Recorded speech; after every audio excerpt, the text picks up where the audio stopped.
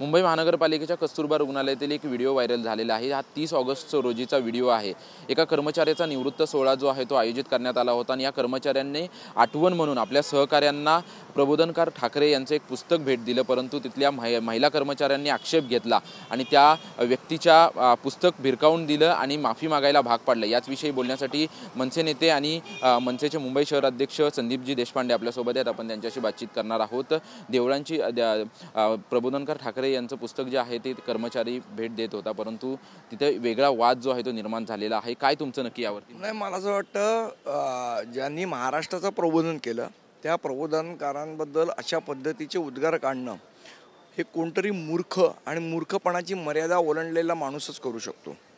मला असं वाटतं प्रबोधनकारांचा अपमान हा महाराष्ट्राचा अपमान आहे आणि ज्या पद्धतीने सनातनी धर्म या नावाखाली विष पेरण्याचं काम समाजात चालू आहे त्याचं हे द्योतक आहे।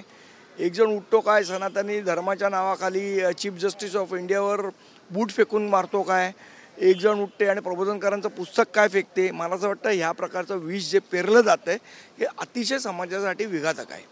तो कर्मचारी जो आहे ज्याचा सेवानिवृत्ती कार्यक्रम आयोजित केला होता तो कार्यक्रम एका ठिकाणी झाला, त्यानंतर त्या महिलेनं त्यांना केबिनमध्ये बोलवण्यात आलं, त्या ठिकाणी जाब विचारला, पुस्तक देखील त्यांच्यावरती भिरकावून मारण्यात आलेलं आहे। या घटनेकडे मग कशा पद्धतीने नाही, कोण ह्याच्या पाठचा धनी आहे, कोण करविता आहे हे मला असं वाटतं शोधण्याची पण गरज आहे। याची सखोल चौकशी पोलिसांनी केली पाहिजे आणि आमचेही लोक जातील आणि योग्य त्या ठिकाणी तक्रार करतील। त्या महिलेचं असं देखील म्हणणं आहे की आम्ही तुम्हाला भगवद्गीता दिली तर तुम्ही घेणार आहात का आम्हाला, पण तो माणूस नम्रपणे म्हणतोय की जरी दिली तरी मी ते देखील घेईन। मुळात मूर्खपणाचा प्रश्न आहे हा, प्रश्नच मूर्खपणाचा आहे। ज्यांना अक्कल नाही तेच असे प्रश्न विचारू शकतात ना। महापुरुषांचा अपमान असेल किंवा अशा प्रकारची घटना वारंवार का घडत आहे तुम्हाला वाटतंय? कारण की कालच्याच तुम्ही घटनेचा उल्लेख केलात, जे सरन्यायाधीश आहेत तुम्हाला सांगितलं ना की सनातनी धर्म असं कधीच शिकवत नाही आणि त्या धर्माच्या नावाखाली विष पेरण्याचा कटकारस्थान काही समाजात विघातक लोक करतायत। मनसेची काय मागणी असेल आणि काय कारवाई व्हावी असं तुमचं म्हणणं? आम्ही निश्चित योग्य ठिकाणी त्याची तक्रार करू। आमच्याशी बातचीत केली होती। आपण पाहतोय की हा प्रकार घडल्यानंतर आम्ही योग्य ठिकाणी त्याची तक्रार करू अशी प्रतिक्रिया जी आहे ते मनसे नेते संदीप देशपांडे यांनी दिलेली आहे। कॅमेरामन गणेश मोरेसह निवृत्ती वाबर, TV9 मराठी, मुंबई।